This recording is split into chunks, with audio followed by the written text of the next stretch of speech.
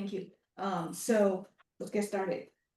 Today's topic is the Poisson ratio. So everything we learned so far, we are focused on the force in the x direction and the change of dimension in the x direction. So basically, let's say if I have the force applied in the let's say similar situation tension in this situation. So we know if P applied, we know the internal force is equal to positive P. Right, P, let's say P is the magnitude. So the internal force N in this structure, in the x direction is equal to P. And also we talk about a strain, which is elongation in the x direction of the origin length. So that is the strain in the x direction. We also talk about the elongation, of course, is data defined as the elongation dimension of the 1D structure in the x direction. So this is the internal force, stress, strain. We never mentioned anything like deformation in the other two directions. So let's say, yes, when we have tensile force applying this direction, and there are stress generated in this direction and strain generated in this direction, and also the dimension delta. How about the deformation in the other two dimensions? Let's say, for example, these two dimensions. So before we learn any equation or any theory, we should expect that, let's say I use this one as example. Let's say this is the field. And I apply tension, of course, there's elongation on the x direction, but we should also expect that there should be contraction in the lateral direction, right? So let's say if this is the x direction is x direction, so we have delta elongation in the x direction when tensile force applied, and we should expect, let's say if this is y direction, this is z direction, we should expect the contraction into y and z direction. So now let's say this class we're focused on how to quantify what equation should we use to see how much it actually contract in in the y and z in the x direction if x is the x direction. So let's put a coordinate or this specific case, let's say the x direction is x, and we assume that upward is y, and use the right hand rule. So now this becomes z.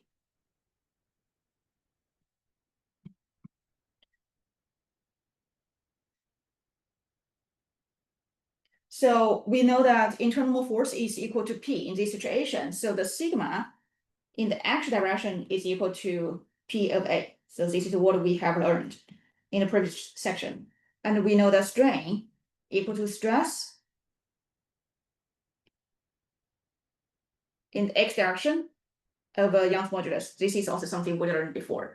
And in this class, we figure out what deformation in the other two dimensions. So the strain y, strain z.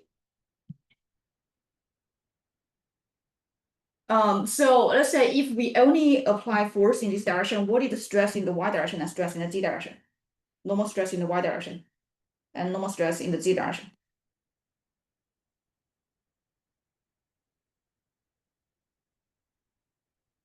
Anyone? You can somebody unmute and talk. For this situation, we have force applied in the x direction. We know that stress in the x direction is P of A, the normal stress. What is the normal stress in the y direction and what is the normal stress in the z direction? Zero. It should be negative.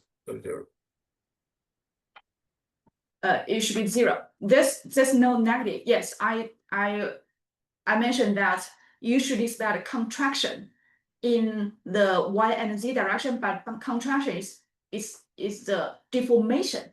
But for the stress, if you want to generate stress in the y direction, you need to have a force applied in the y direction. Let's say this back to this one. If you want to have contraction, stress in this y direction, I need to apply force like pressure on both top and bottom surface to generate the force in the y direction to generate stress in the y direction. But since in our situation, there's really nothing, no force applied in the y and z, so the stress should be zero.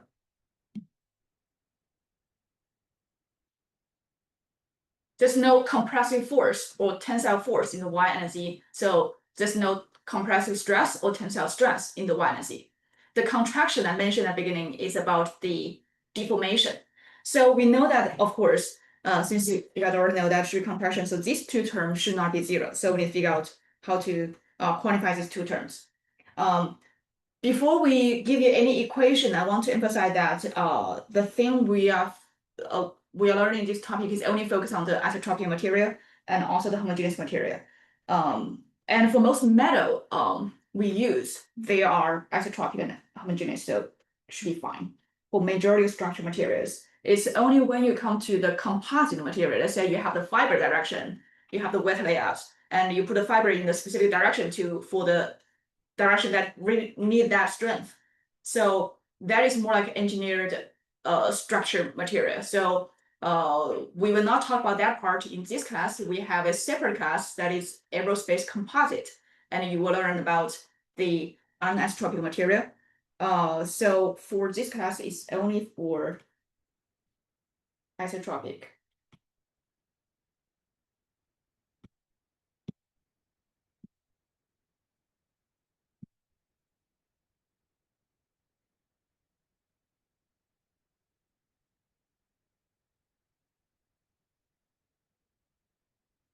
And also for the homogeneous material.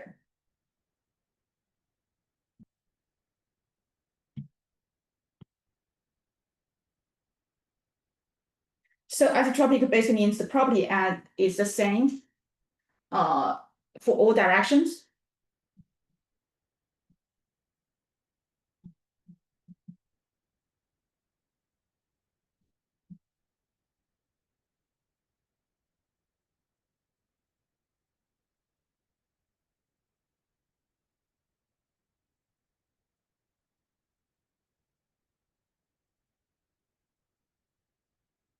The homogeneous material means the property are the same at all location.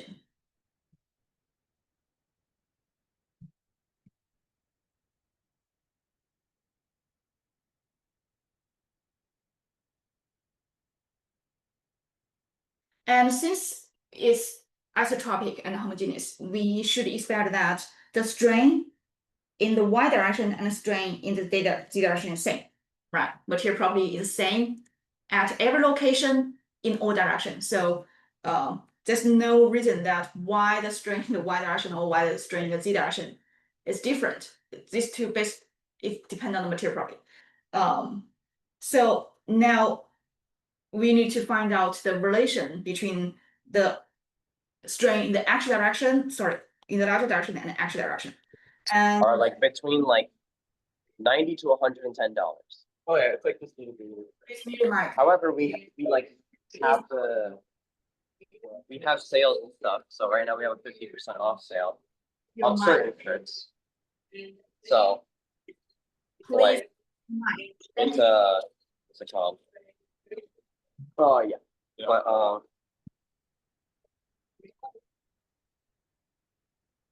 for the polos it's like $74.99.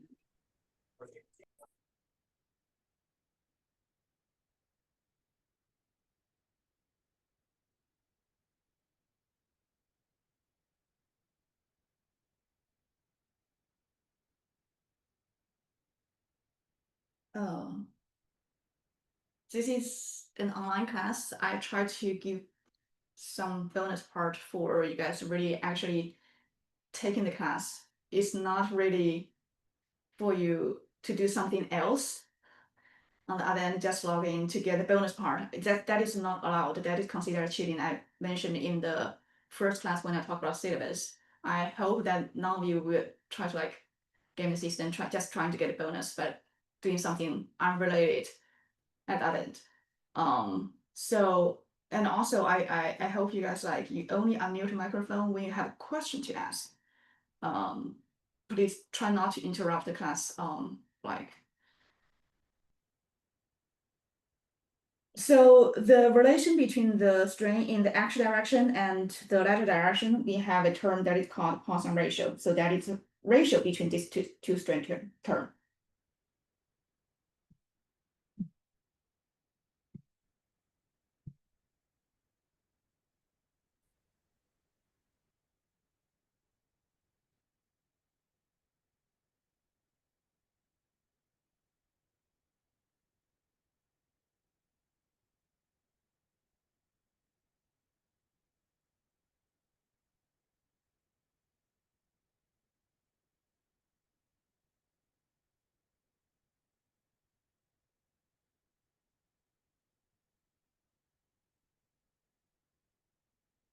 and axis strain.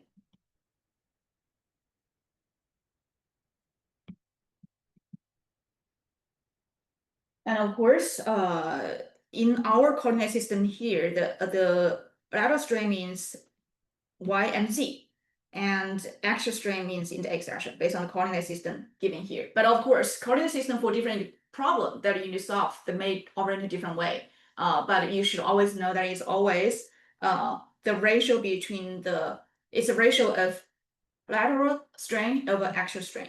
So for our coordinate system specifically, it's equal to x and y over x and x, or this lateral strain can also be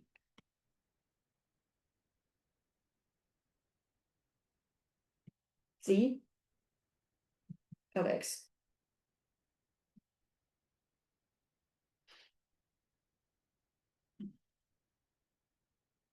But if the coordinate system rotated, this substitute x, y, z should also rotate.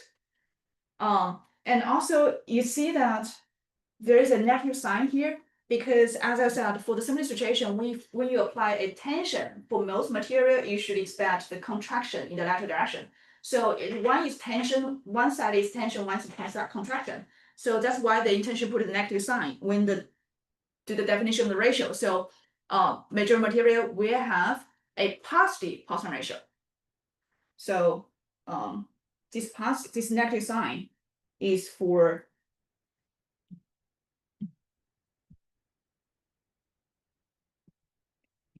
it's put here to make sure that the Poisson ratio is positive for most material.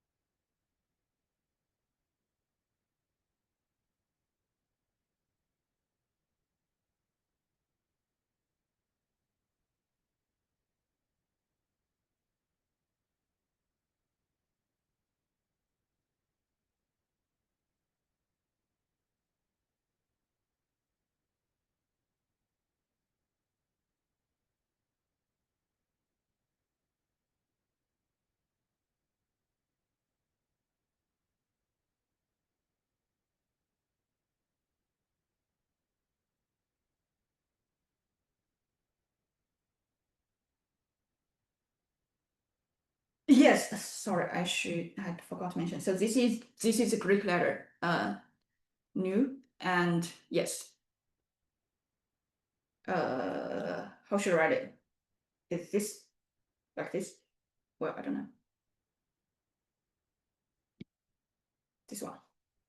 It's a Greek letter. So and we should be also aware that this Poisson ratio is really the material property. So if you know what material you want to use for structure, Poisson ratio you can always figure out for that material.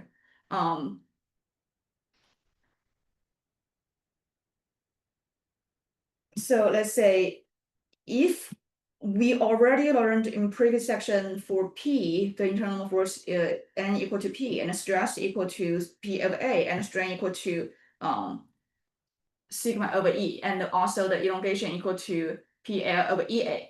And then in this class, we learned about that the strain, the lateral direction over the strain, the axial direction, and with negative sign is all the Poisson ratio, and Poisson ratio is a material property. So let's say we combine all of this for the strain in the lateral direction, we can have, this is not a new equation, just like combine the equation we have learned.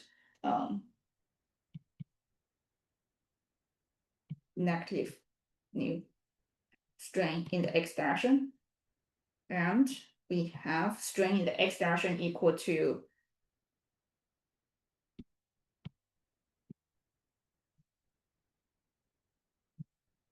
stress over Young's modulus. And of course, we can use this one to calculate the strain in the z direction. So now we're done. And of course, if you know the strain in the y and z direction, you times the origin length, Ly and Lz, you get the elongation in those two dimensions, you get delta y and delta z, right? So everything's done. So this is the conceptual part of the Poisson ratio. I think this is, I forgot to put a title for this section.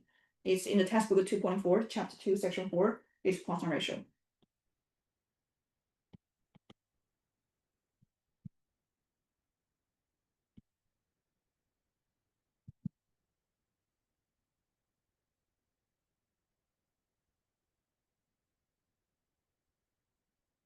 Any question for this part?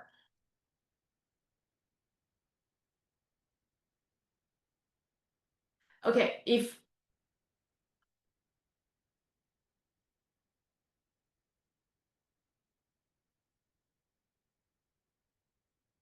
how to pronounce your name? Michael Cheng.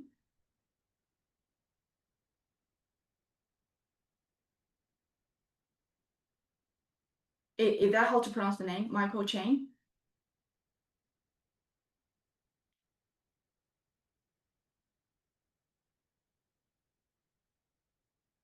If you're not in the class, please do not log in. Can you hear me?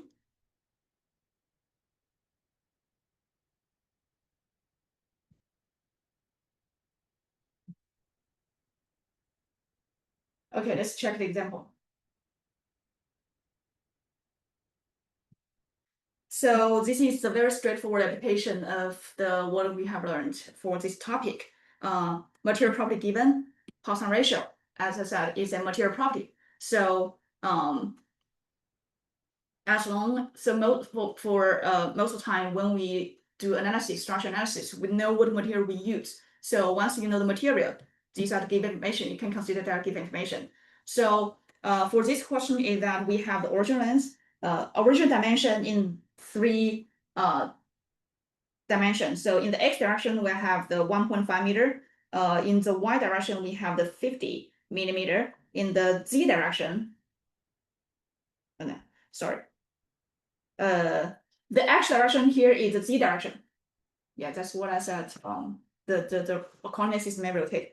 So the x direction in z direction, this is 1.5, and on the cross section, this is x direction and this dimension is 100 millimeter, and the y direction is 50 millimeter. This is the original dimension before the force applied. Now we have force applied in the x direction, in the z direction, 80 kilonewton.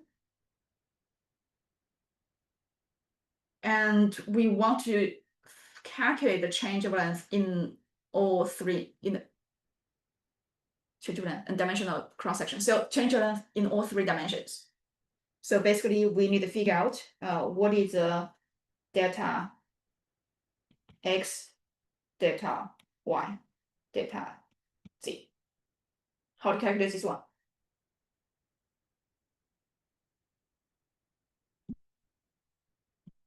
Any idea? Since the actual direction is z, let's rotate. How to calculate delta z and the lateral direction delta x and delta y?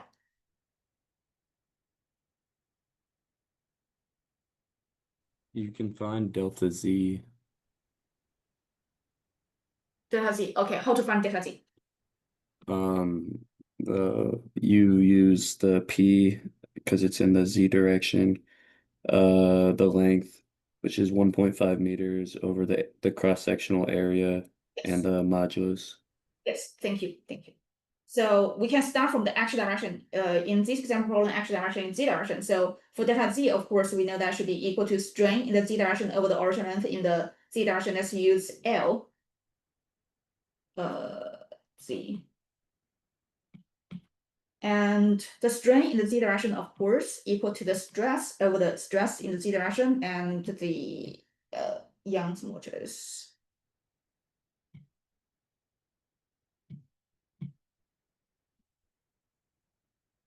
And we have the sigma. In this equation, we need to find out sigma z equal to P over cross-section area. Right. So this is how we find everything related to x direction. And of course, this class we learned the Poisson ratio. We can use that one. So delta in the x direction equal to strain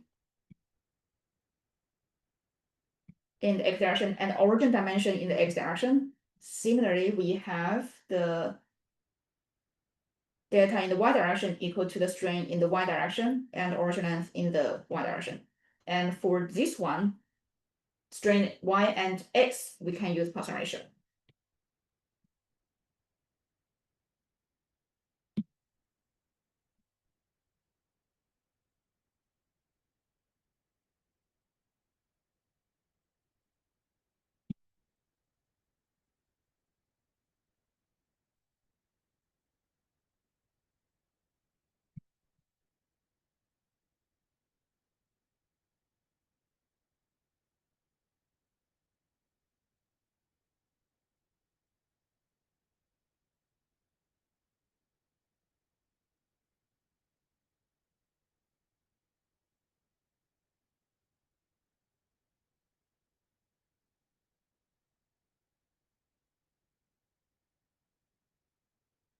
Why only use Poisson ratio in x and y? Because Poisson ratio is a relation between the strain in the x direction and lateral dimension, direction. In our coordinate system for this example problem, the lateral direction they are the x and y. The actual direction is z. For anything in the z direction, it's using the equation we learned in the previous chapter. So this part, you don't need Poisson ratio. Whatever we learned before, we can calculate everything in the actual direction. It's the Poisson ratio, the function is find the relation between the lateral direction and the actual direction. So that's why we only use Poisson ratio in the x and y. Does it make sense or not? Okay, great. So now for the detailed step, we can first find out what is stress in the x direction, find a strain in the x direction, and of course the change of length in the x direction. And then we can use the Poisson ratio, which is given, to find the strain in the lateral direction, and then find the delta in the y and z, in the x and y, sorry. So sigma z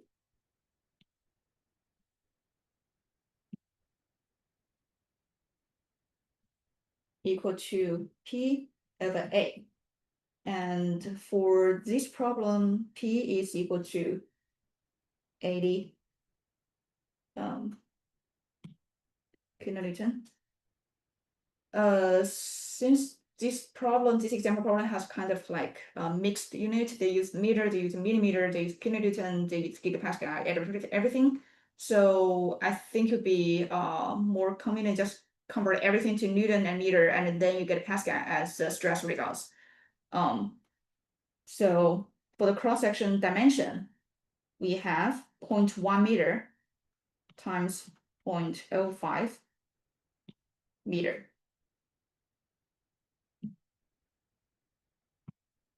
So this is the stress, actual stress.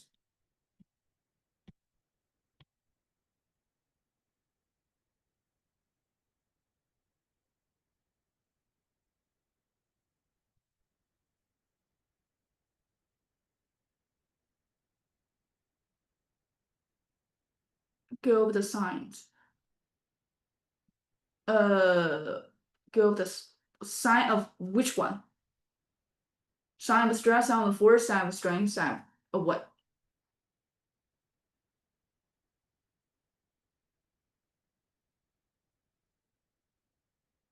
Stress.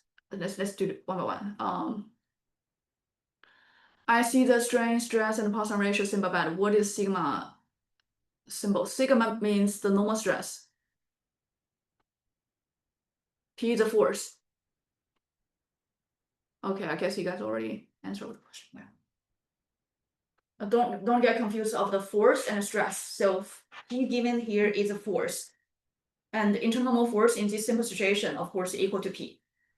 Stress is a sigma, strain is epsilon, and Poisson ratio is here. Don't confuse all these terms.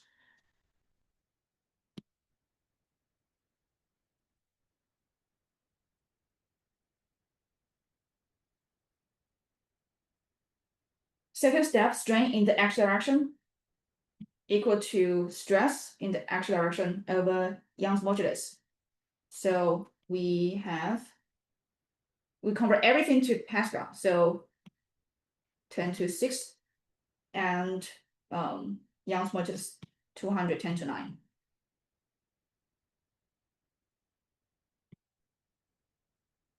So the strain is A 10 to -5. Strain is a ratio of a ratio. Sorry, it's a ratio of length over length. So there's no dimension. And also if you check using this equation to check the unit, it's the Pascal over Pascal. So there's no unit here for strain. If it's the definition of strain is the change of dimension divided by original dimension. So again, no unit. So now we have the delta in the z direction equal to strain in the d direction and L of the z direction. So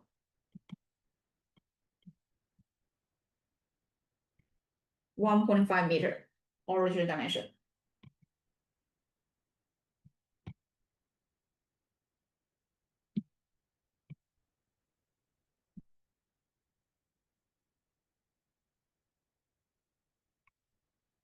Now for the strain in the x direction, we can use the Poisson ratio.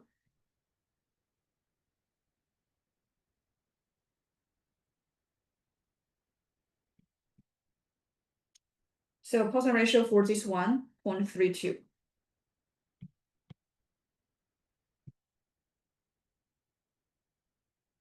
And the strain in the d direction we already have, 8, 10 to 50. So this is equal to 2.56.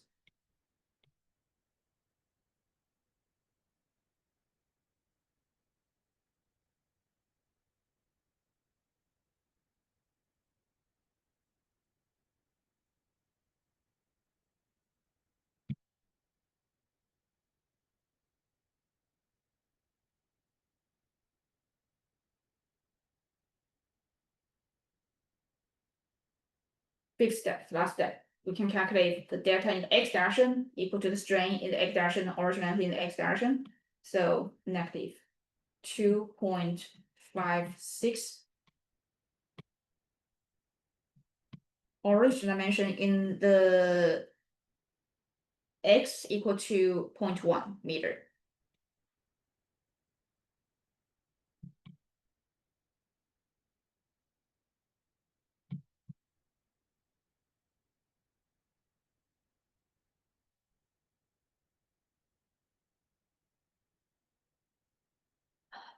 It's micrometer.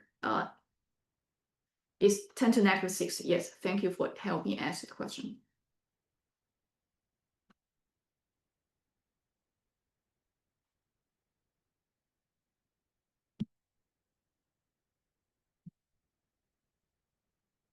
And for the data in the y direction,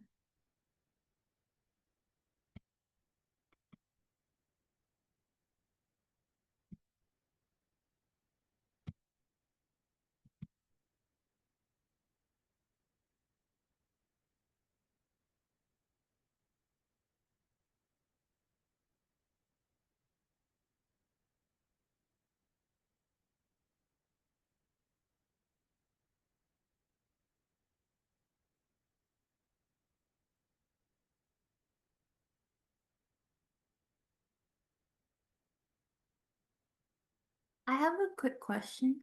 yes. Could you explain line 4, what's happening right there?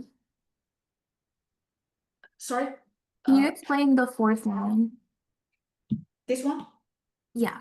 Oh, yeah. So this is the strain in the x direction, strain in the y direction, and based on the Poisson ratio definition, it's always equal to the strain in the lateral direction Mhm. over the strain in the x direction, which is z here. and equal to the strain in the y direction. This is y is also one of the lateral directions. Z is the actual direction. So this is our new content today. Okay, so now we want to find a strain in the lateral direction. So this one is equal to actual direction negative times Poisson ratio. Okay. Right. So that's why we have strain in the x or y. They should be the same. Okay. Negative Poisson ratio times strain in the x direction. Okay. Thank you. Welcome. Any other question?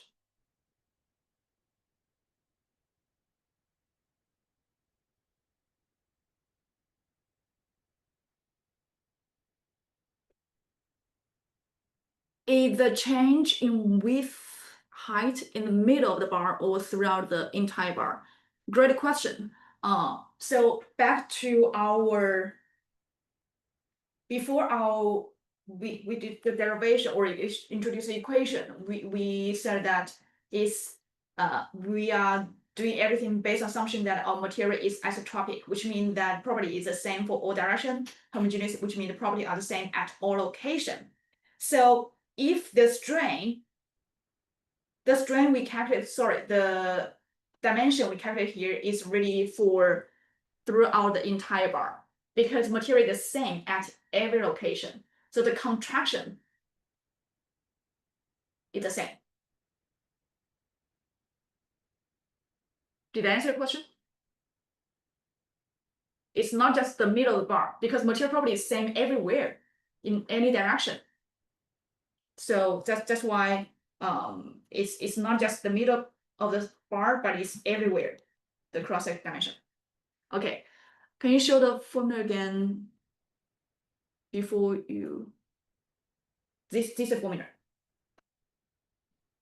Let me emphasize again. This part we have is purely because our definition of coordinate, our coordinate system is x direction I put as x, and lateral direction I put as y and z. That's why we have this lateral direction, x direction. But as I said, the coordinate system can rotate. And for different coordinate system, you really need to like be aware what subscript you should put here.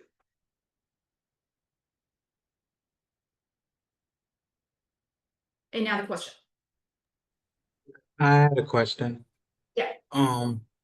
Let's say the bar we had, if it had like a thicker section in the middle, will we break up the bar into different sections and solve like it individually, like we did it for other strain equations?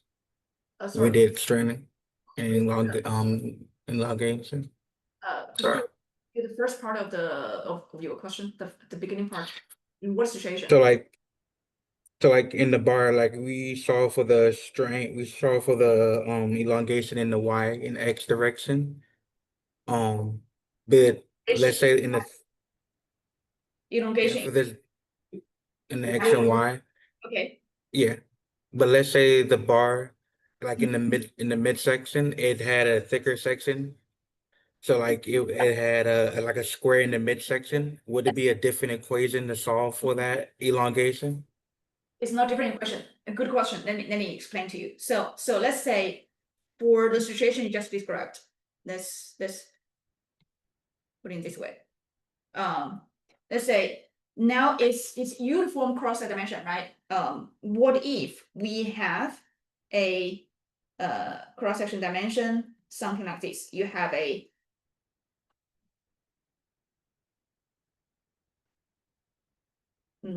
larger section here, and of course I'm drawing everything in 2D here. You can expand it to 3D, but I just want to save some time. Let's say z direction is into the plane direction, and sorry, x direction into plane direction, and now again this is the z, this is the y, right? Is that what I mean? What if we have a bigger section in the middle? Do we use different equation? No, equation is always the same. The definition of Poisson ratio is always same for all isotropic and homogeneous material. This equation doesn't change. The thing we need to be careful is that Now for this calculation, we need to separate to 3 sections. This one, and this one. Because now you have, even though, let's say it's same material, so Poisson ratio should maintain the same. Equation will be the same. But the thing we change is that, of course, let's say it still have the tensile force. The internal force in this section and this section are the same. But because the cross-section area and this one, and this one, they're different. So the stress in, let's say, section 1, 2, 3, they're different. Make sense or not? Because the stress in 1, 2, 3, they're different. Young's modulus is the same, of course. Now the strain for these 3 should also be different because the stress, they're different. Make sense or not? And also, when you calculate the elongation in the cross-section dimension, the original length, they're also different for 1, 2, 3. So yes, if the cross-section like have the bigger section in the middle or any part, it's not constant anymore. The cross-section dimension is not constant anymore. The equation is still the same. It's just like the stress change because cross-section dimension change, the strain change, and because the stress change, and the data in XYZ will change because origin dimension in 3 dimension they change. So when you solve for a problem like this, you need to separate this one into 3 sections and do the calculation. Equation the same. Make sense? So yeah, that makes sense. So we have like it'll be the P, and then we have to separate the areas, and then we have to separate into 3 different equations Yes. to solve for the elongation and the Y for there, the Y for there, and the Y for each area. Yes. Yes. Okay. So basically, the basic equation is still the same. It's the Okay. It's just each area will have a different elongation because they all experiencing different amounts of stress. yes. Thank you. Yes, that's what I mean. So cross-section area different, relative stress different, same material we assume, strain in the 3 directions should be different, and origin dimension, they're different. So equation is same, it just like separate to 3 sections, and then you do the calculation.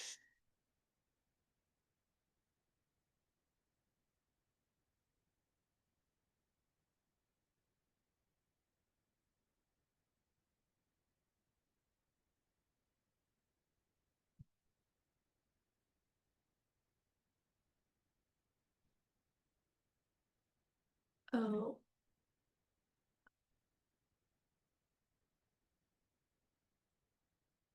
I'm trying to figure out what's the question in the chat. Poisson ratio for most. Oh, this part I was explaining like why there's negative sign for the Poisson ratio. This is because we just want Poisson ratio is positive for most material, for most engineering materials. If there's no the negative sign here, lateral strain, let's say if you have tension, lateral strain will be negative, axial strain will be positive, so Poisson ratio will be negative value. So the negative sign is simply added to make the Poisson ratio for most material that become positive. My question was for below that. What? Just can you go over what that is? No, to the right of that. This one? Yes. Let's do it here. If you have this equation, it means that strain in the y direction equal to Poisson ratio times negative strain in the x direction. This one and this one is the same equation. Makes sense or not? It means that strain in the y direction equal to this part times Poisson ratio. That's what I wrote here. And we learned in the previous section that strain in the x direction equal to stress over Young's modulus. And this is the same for the other lateral dimension, which is z in this coordinate system. Is this clear or any other question? Okay, great. Yeah. So this part and this part is the same.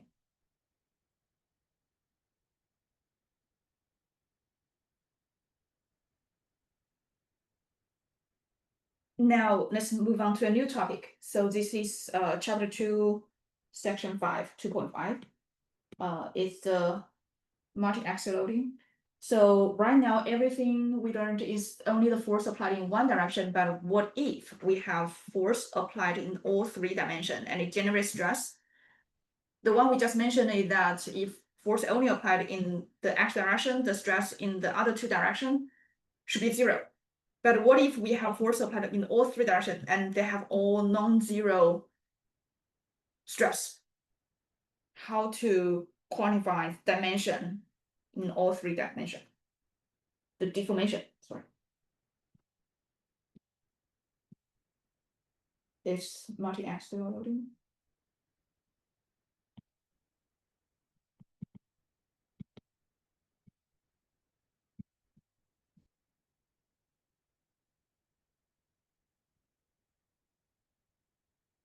And generalized Hooke's law.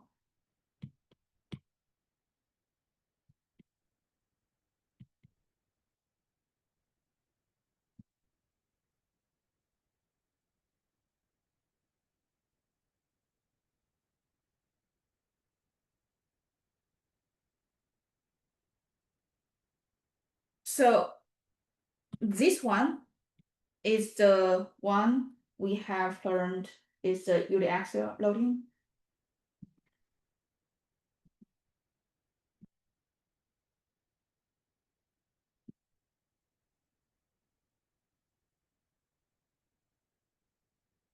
So in this situation, sigma x is non-zero, is P of A, cross-section area, and y, z, zero. But what if we have the force applied in all three dimensions? Then we have the multi-axial loading situation.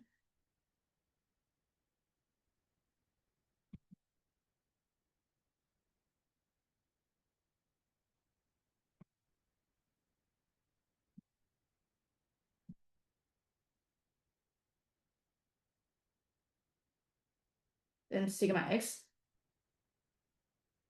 sigma y, and sigma z all non-zero. And we want to figure out deformation in all three dimensions. So to simplify our derivation, we can just assume that we have a cube with dimension with the edge length equal to 1. So basically we need to figure out after deformation, after let's say if we have the force applying x and y and z, we want to know the strain in all three dimensions. And this 1 plus epsilon x, 1 plus epsilon y, and 1 plus epsilon z basically means is the dimension of the force applied, right? So the way we handle this situation is simply we just separate the force in three dimensions and figure out, okay, let's say if the force in x direction in the x direction applied, we need to figure out what deformation in the x, y, z. And then same thing for y. What if we only have force applied in y direction? What is the deformation in the x, y, z? And same thing for the z. And then we do the superposition. We just combine all three together. Then we have a general equation for situation. What if we have the force applied in all three dimensions? So we are assuming that the effect of various loads separately from all dimensions separately, and we can combine the results. So we use the principle of superposition.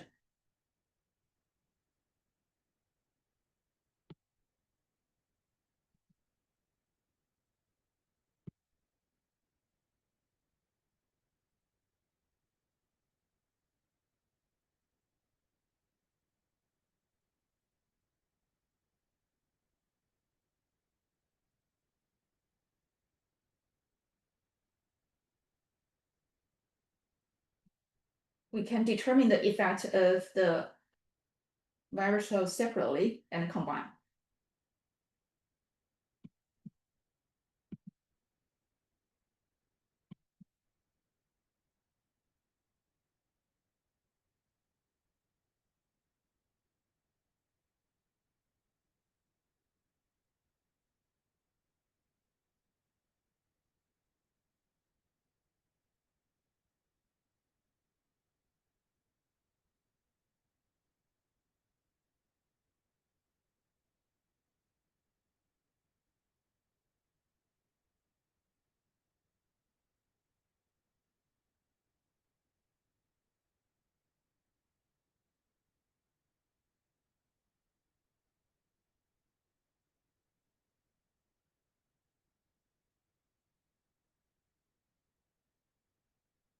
So let's start from what if the loading is only in X?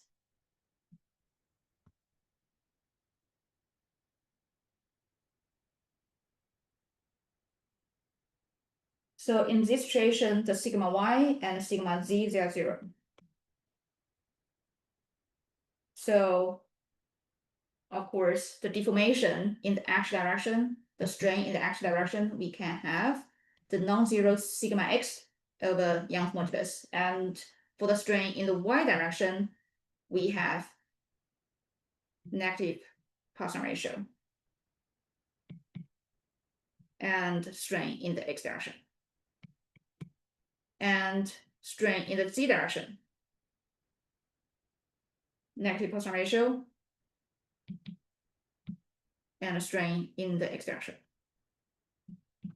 All right, this is what we have learned in 2.6, 2.4. So this is based on the assumption that what if we only have the force applied in the x? This is deformation, strain in all 3 dimensions. Now let's assume that what if we only have force applied in the y?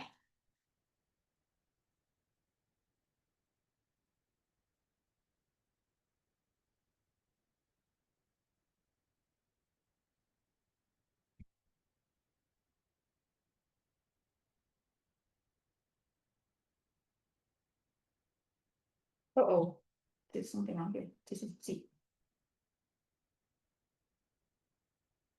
So if only have force applied in y, it means that stress in the x and stress in the z, they are 0.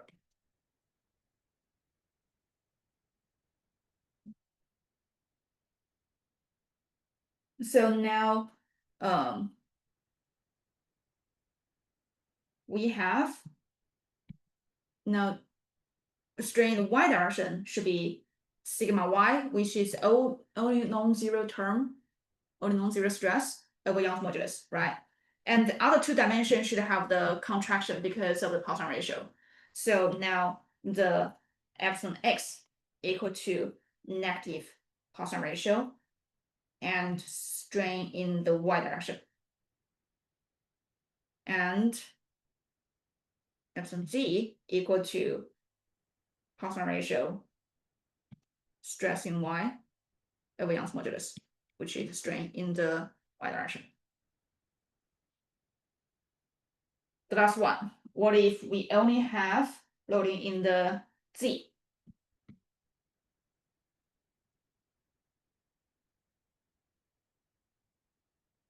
So in this situation, only non-zero stress term becomes sigma z, and then sigma x and sigma y, they become 0.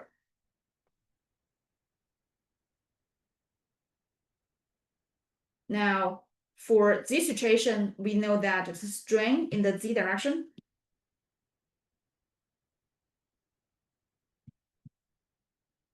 equal to sigma z, which is the only non-zero stress term here, equal to divided by Young's modulus. And for the other 2 terms, they should be considered as the lattice dimension when we talk about in the chapter in 2.4.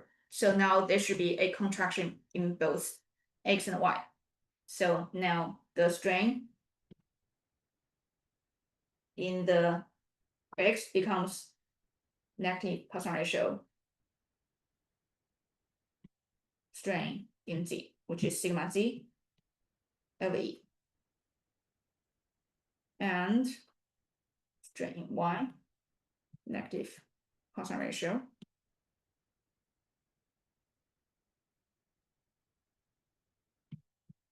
sigma z over e.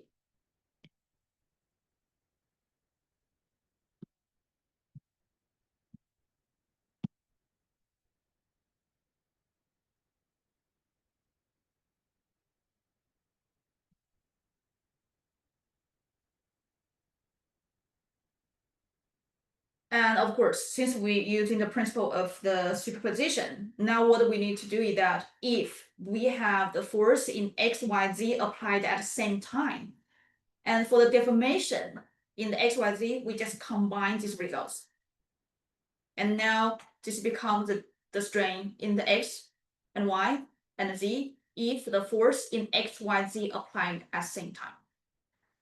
So now we can write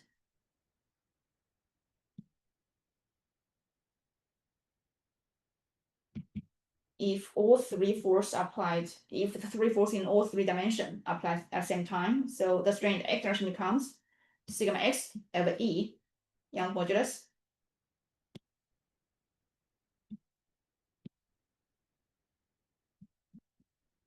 minus Poisson ratio, sigma Y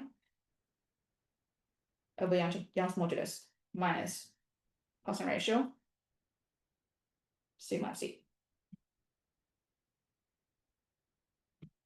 over Young's modulus. So this is not a new equation, it's simply we have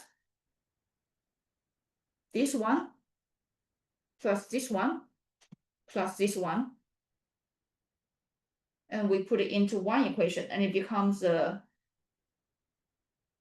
strain in the X direction when three forces applied at the same time. Now the strain in the Y direction, we have the first one is negative Poisson ratio,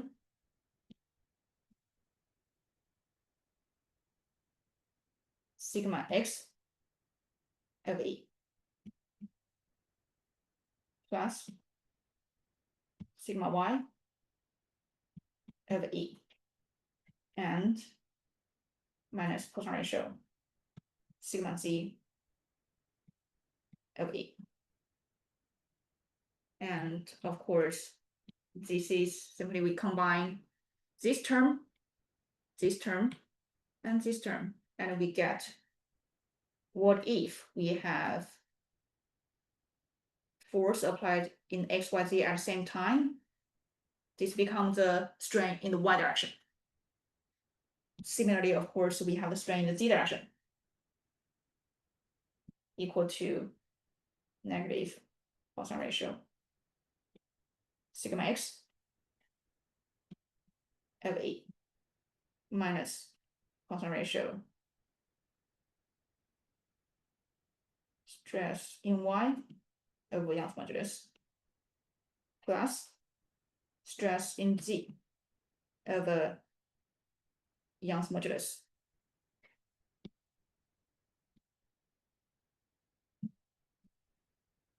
This is a strain in the Z direction caused by force in the X direction caused by, let me change a different color.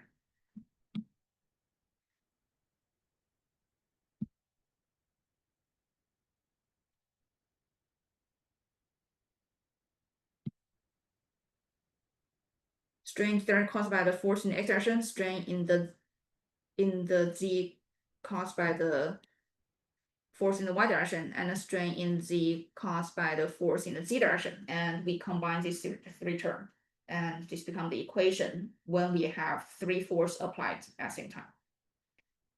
So now this is called the general Hooke's law for multi-axial loading.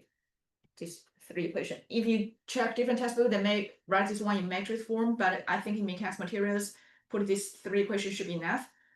Matrix form is the same. So let's say you have vector on the left side, you have the epsilon x, epsilon y, epsilon z, and then you have the 3x3 matrix, and then you have the sigma x, sigma y, z, sigma x, sigma y, sigma z here. So it's a vector equal to a 3x3 matrix times a stress vector. Some more advanced textbooks they may use that form, but I think here this should be enough for our class.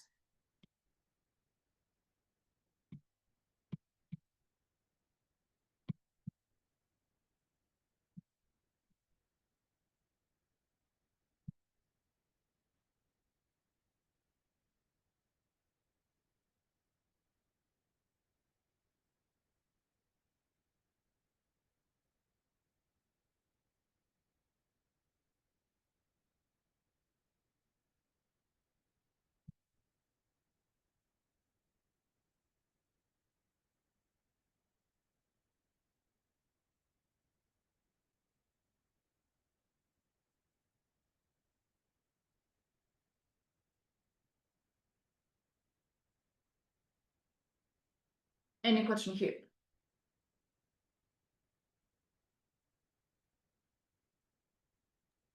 I do have a question. Yeah. So like, I'm guessing we're gonna do this in an example question. Since we can put this into a matrix and we have this system of equation, we're gonna be finding unknowns with this and then using that to solve for some unknown property in the problem. Sorry, I didn't understand the So question. like since we have since we have three systems of equations, we're gonna use that to solve for some unknown property in the question. Yes. Okay. Yes. Let me. So. Oh. Okay.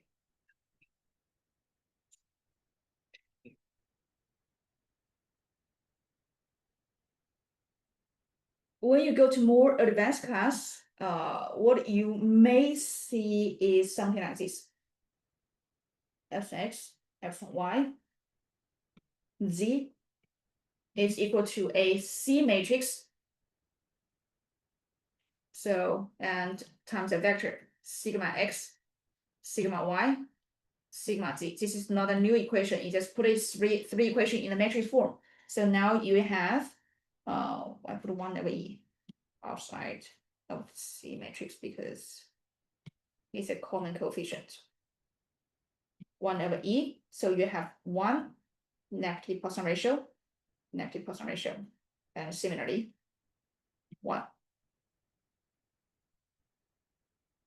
And do you agree with me that this three equation is same as this one? Yes. Yes. So in some more advanced textbook or in the future class like Mac 1 or Aerostructure or FEA, you probably will see the form like this. And when things get more and more complicated, you can use MATLAB instead of calculating three equation by hand calculation. So it's basically for the thing you need to calculate, you can define the material property matrix. And for the other terms, let's say this is calculated from the force. So you can put it in the MATLAB, and then you have a defined matrix and define the stress. You can calculate strain of the reaction to can calculate directly. I just wrote this one here to answer your question, but this is not required content for this class.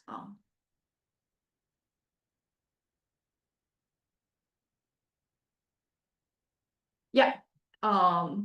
In our class, we don't need to go like super crazy. So things can be done by hand calculation, but if the system get more complicated in more advanced class, you can use any different software to solve. So this is the example problem we need to solve today. We have the this is a simple example because we have the uniform pressure on all three edges, on all three faces. So basically we have the pressure on all x and y and z are the same. And we already know that change of edge AB is this one. And we need to calculate change of length in the other two dimensions. And also what is the pressure P applied.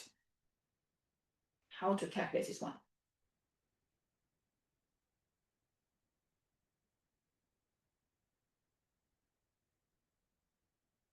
How to calculate this one?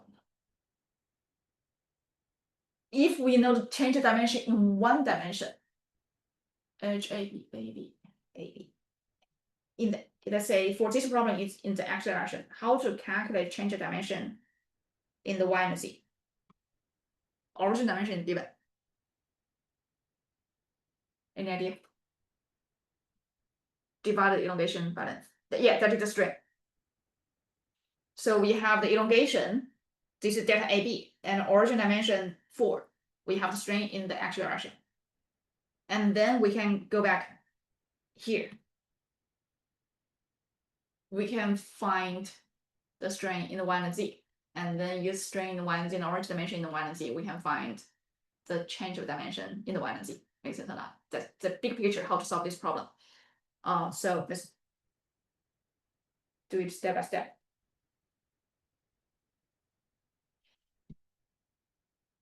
first step, as you guys said in the chat, so we need to calculate the strain in the x direction. Since the data in x direction is given, origin dimension in the x direction is also given. So strain in x direction, negative 1.2, negative 3. Orange dimension in the x direction, AB dimension is 4 inch. So now this is 3, negative 4.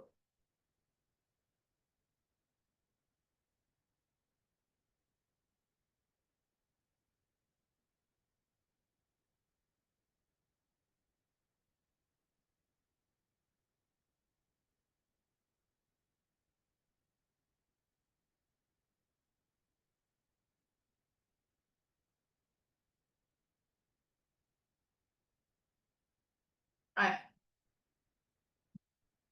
This is based on this one and this one. We have strain in x direction. So what should be the strain in the y and z direction?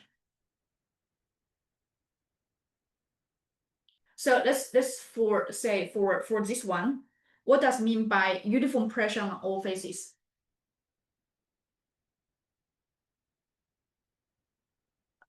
What is the stress in the x, stress in the y, and the stress in the z?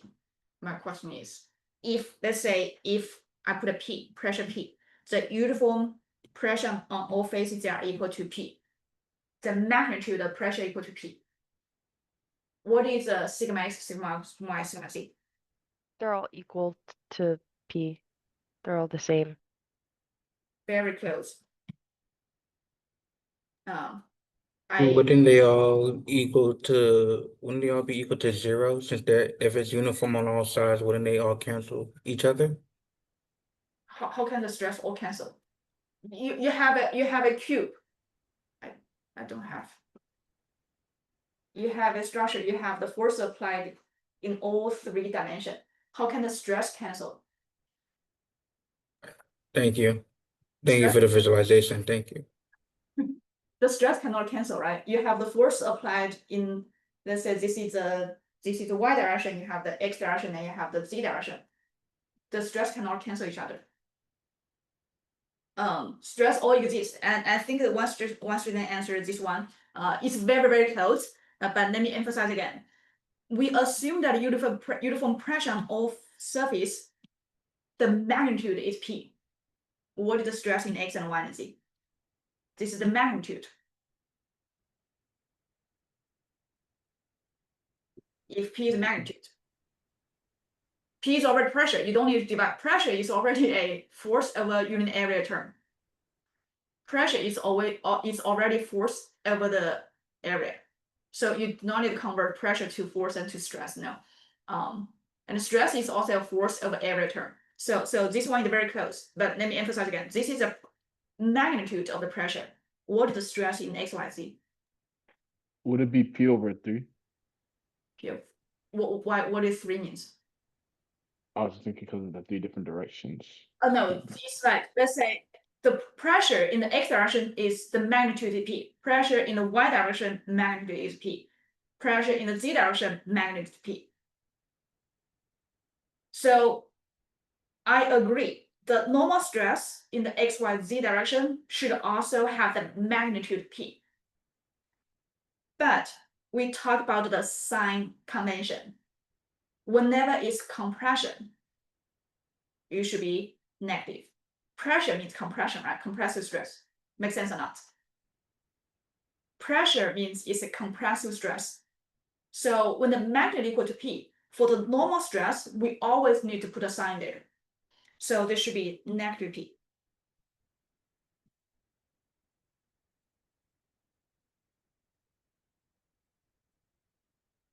Do you guys agree with me or not? You should be negative P. P is a magnitude. And whenever it's pressure applied, it means it's compressive in the structure. And the compressive always negative sign. Tensile always positive sign. And since we have what happened to the area? Pressure is already a force over unit area term. Stress is a force over unit area term. So yeah, you're welcome. So now since we have the strain in the x direction calculated, we have the strain, we have the stress in all three dimensions equal to P. Let's go back to this equation and you can see that, okay, this is equal to P. Sorry, negative P, negative P, negative P, negative P, negative P, negative P, negative P, negative P, negative P. To replace all three terms, sigma x, sigma y, sigma z. Do you agree with me that these three equations become the same equation? If we replace sigma x equal to sigma y equal to sigma z equal to negative P, do you agree that these three equations become the same equation? Make sense or not?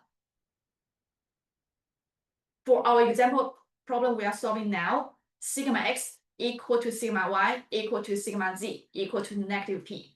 So checking this equation, we know that strain in the x, strain in the y, strain in the z should be the same. Right? Any question for this part? Epsilon x equal to epsilon y equal to epsilon z equal to what we just calculated. So now back to this example.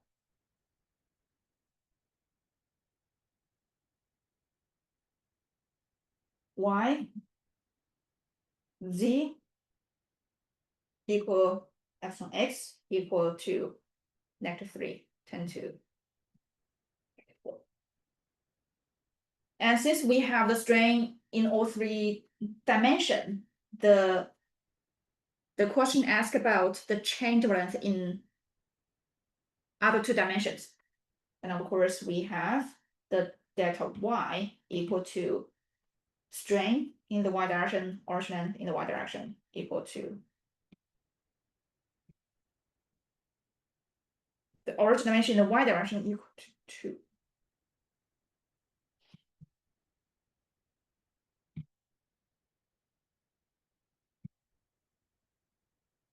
H strain, sorry, delta z, deformation in z direction equal to strain in the z direction, original dimension in the z direction. So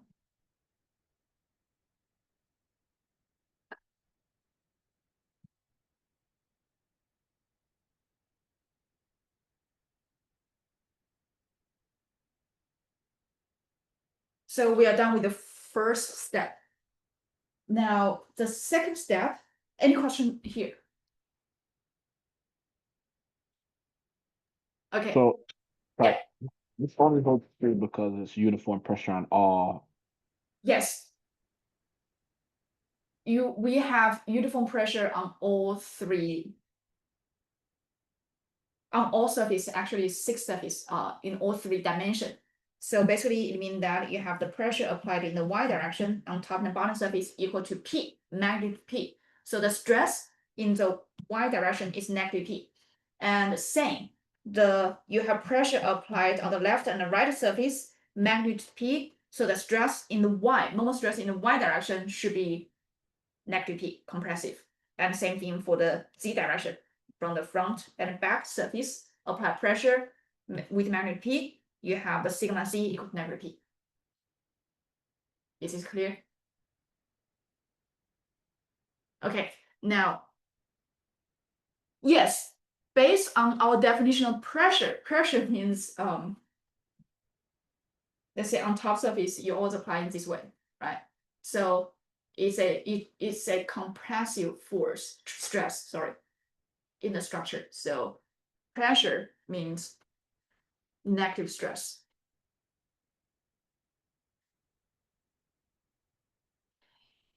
Uniform stress, uniform strain. I'm guessing. Thank you. Your guessing is correct because we are again. Our assumption is a homogeneous material and isotropic material when property is the same in all directions and property is same at all locations. So if the stress is the same, strain should be same, based on assumption at the very beginning.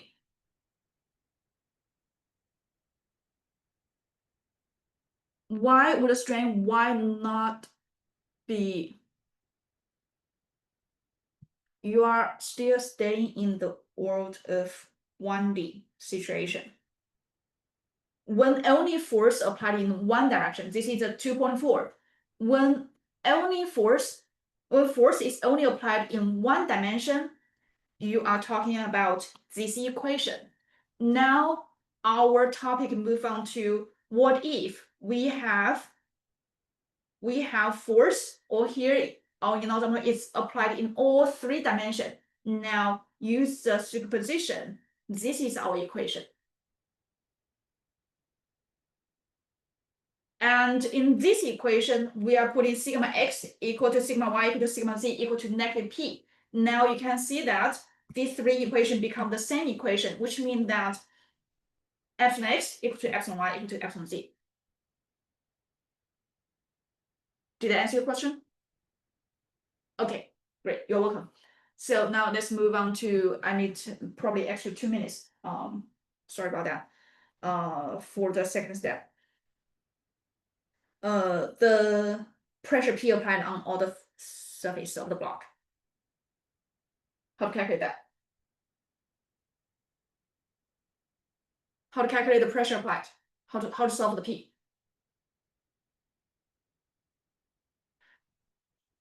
Let's say we already calculate the strain in the x direction, and now let's go back and check this equation. Strain in the x direction. When we have pressure applied in all three dimensions, we have negative P, we have negative P, we have negative P. Something we need to solve.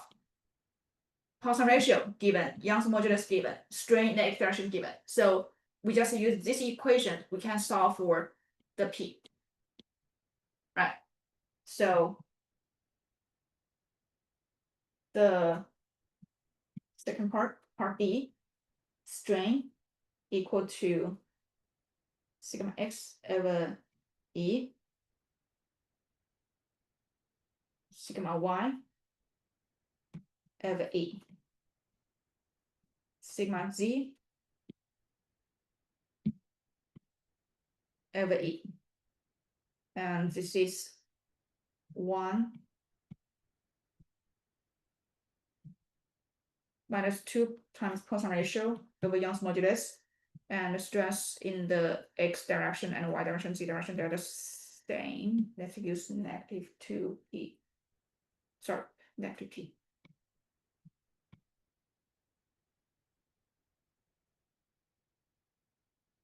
So P is equal to negative Young's modulus, strain in the x direction, we already calculated. 1 over 2 Poisson ratio is given. Plug in all the numbers. We have Young's modulus, 29, 10 to 6. Strain, negative 3, 10 to negative 4. 1 over 1 minus 2 times Poisson ratio, 0.29. So we solve the P, which is the magnetic pressure applied, is 20.7 KSI.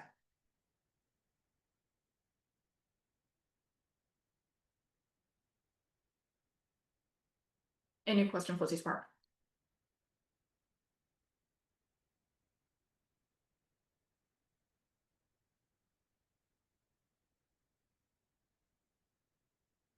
Any question for this part?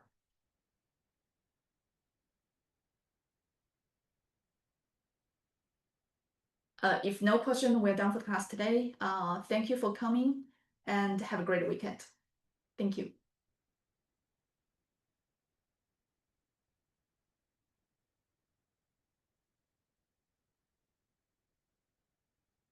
You're welcome. Thank you. Have a great weekend.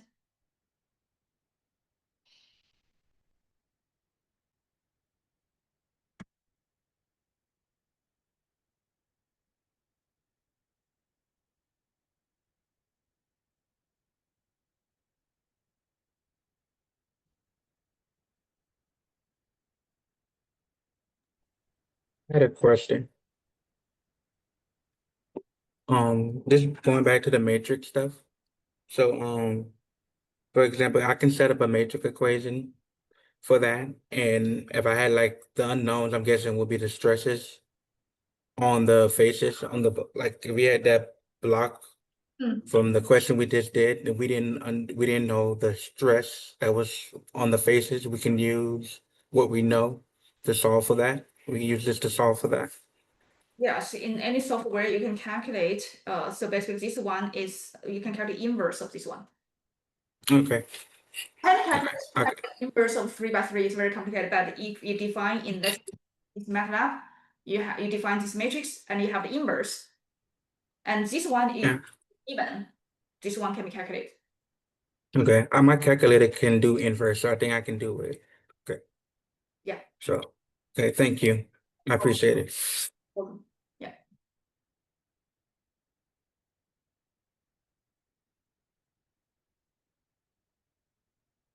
You're welcome. Have a great weekend.